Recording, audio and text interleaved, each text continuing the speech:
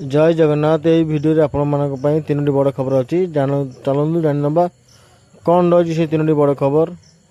Video शेष जाए देखूँ देखूँ बर्तमान आसंता 7 तारिख रथयात्रा महाप्रभु श्री जगन्नाथ रथयात्रा शुभारंभ होगा जाऊँगी एवं आपण मानक भी 3000 टंका भर्ता बाबद मिल जाऊँगी।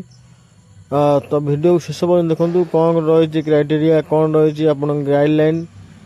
श्री मोहन चरण माझी कहते आसंता 7 तारिख दिन रथयात्रा उपलक्षे आपण मानक भेटिदेवे जे आपण मैंने 3000 टंकार पादक्य भत्ता पाइपर जोटा कि आपणकर कौन प्रकार निर्दिष्ट होना। देखो भत्ता हे 3000 टंकार संपूर्ण विवरणी पलि आसी विस्तृत भाव में कहुई बर्तमान दिव्यांग एवं बार्धक्य लोकों 3000 टंका कर अलग लोकों कौन प्रकार विस्तृत कराए स्पष्ट भाव लेखाई देखी दिंतु।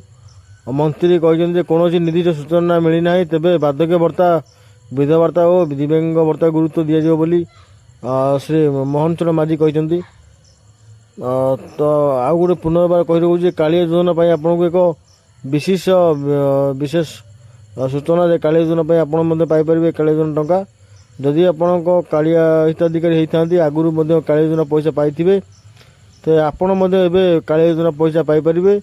तेणुक आपण आधार कार्ड रे बैंक खाता एवं आधार मोबाइल नंबर लिंक कर रखुँ संपूर्ण सुजोग पाई।